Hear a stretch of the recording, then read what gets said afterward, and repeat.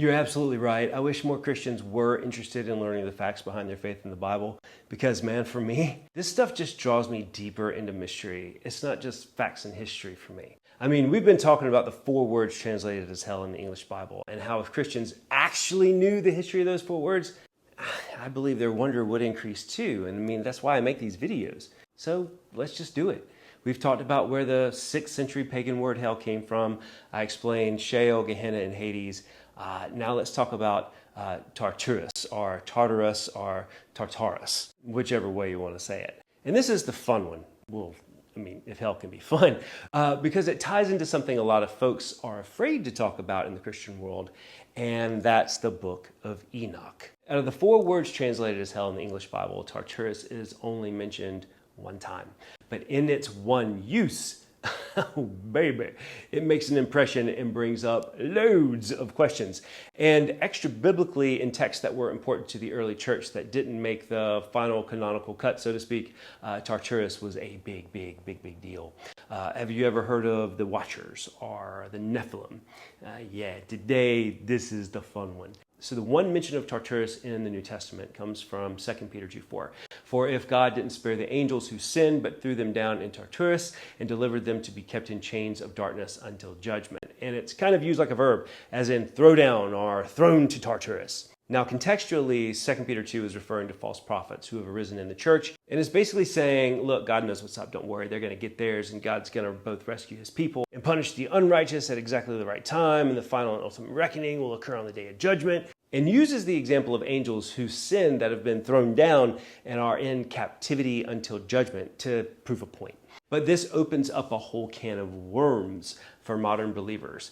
What the heck is Tartarus, and why does it just randomly show up here? And hold up, why are there angels chained up in it? Who the heck are they? And why are these guys chained up, but Satan and his loonies are loose in the world to do what they want to do? And why are they chained in darkness and not being barbecued like rotisserie chickens? So when you think about it, this Tartarus thing is way out of left field, kinda, until you learn what the ancient Christians knew about Tartarus and who dwelled in it. If you watch my recent videos on Hades and Sheol, you'll remember me talking about the influence of Greek culture on Jewish culture during the intertestamental period, that's between the Old Testament and the New Testament, and the early Christian church. And if you haven't watched them videos, come on man, what you waiting for? Go watch some videos and then come back here. And like Hades, which was translated as hell 10 times in the KJV New Testament, Tartarus comes to us courtesy of the ancient Greeks. One of the first known references to Tartarus comes from the Greek poet Hesiod in the 8th century BC, and he wrote that Tartarus was the 3rd of the primordial gods coming after Chaos and Gaia, and he was the father of Typhon, the great serpent. But over time, like Hades, Tartarus became associated with a place, not just a god. And Tartarus was a place nobody ever wanted to go. Ancient Greeks believed that if it took an anvil 9 days to fall from heaven to earth, it would take 9 more days for an anvil to fall from earth to the depths of Tartarus. Homer said Tartarus was as far beneath Hades as heaven is above earth. Tartarus was deep in the bowels of Hades, just down up in there like a piece of gum you swallowed in junior high. I mean, just down in there. And if Hades had a good place, like we discussed in another video, Tartarus was the baddest of the bad places you could be. In Greek mythology, after the Olympian gods warred with the Titans, the defeated Titans were banished and chained in Tartarus for eternity. But over time, Tartarus evolved to a place where mortals who were really naughty would be sent to eternal tortures uniquely designed for the condemned. Like Sisyphus, forced to roll a boulder up a mountain, and after it got to the top, the boulder would always roll back down to the bottom, and he'd have to push it up to the top again, and that would go on over and over again for all time. Or Ocnus, condemned to weave a straw rope for eternity, which every time he'd finish it, a donkey would come and eat it, and he'd have to start all over again. And the Romans, like the Greeks, had a thing for Tartarus too. The Aeneid gives tons of details on Tartarus, that it was deep and massive, surrounded by triple walls and a river of fire guided by a 50-mouthed hydra. Inside Tartarus was a massive castle with iron turrets, guarded by the whip-wielding fury Tisiphone. And inside the castle was a near bottomless pit, and at the bottom in chains were twin giants who had made war against the gods. Now, this kind of thing is starting to sound like the hell that movies and stuff like that envision, right? So that's the basics on Tartarus outside the Judeo-Christian tradition. And as we talked about in the last two videos, Greco-Roman culture had a massive impact on Jewish culture during the intertestamental period and during Jesus' day. That's historically undeniable. And this shows up in the Greek translation of what we call the Old Testament, the Septuagint, which was the version of the scriptures that formed the basis for the early church. And extra-biblically, in the Book of Enoch, dated between the 3rd to 1st century BC, which was crazy popular during the intertestamental period and among early Christians, it says in 1 Enoch 20 that God put the angel Uriel in charge of the world and of Tartarus. And it was in Tartarus that 200 fallen angels, the Watchers, who led by Semyaza rebelled against God and taught humanity the use of weapons and sorcery, and who ended up lusting after women, mating with them and creating the race of Nephilim, were imprisoned in chains.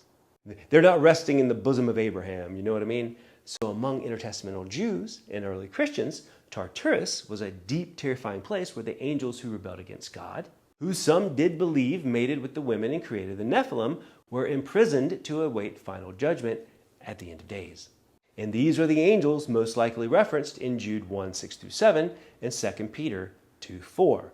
Now don't hear what I am not saying. I'm not saying Enoch is inspired literature, nor does it belong in the Bible. Don't put words in my mouth. But the Book of Enoch, without a doubt, had loads of influence on early Christianity, and it was widely read within both Jewish and Greek communities.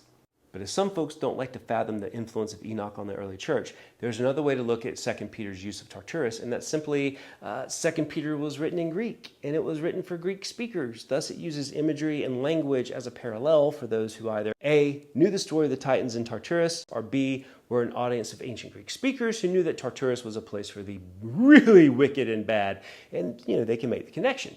But one thing we know about Tartarus for sure is that in early Christian belief, as reflected in the canonized New Testament, Tartarus was not a place for humans.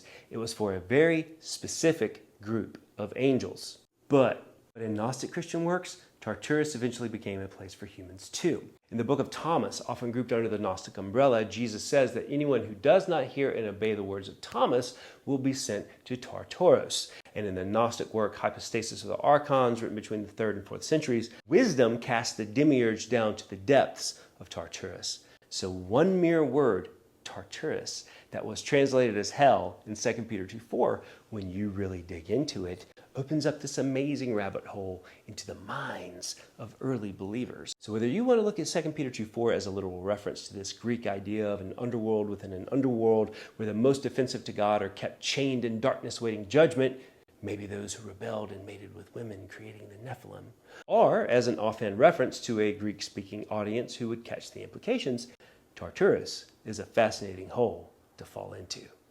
You see what I did there? Hole. Yeah, okay. Dad jokes over. So there you go. The 4 words translated as hell in the Bible. And in learning about them, you learn that ancient beliefs in the Christian afterlife, they were actually pretty diverse. And if that doesn't increase your wonder in the mystery of faith, man, there's so much more to discover. God bless. See you soon.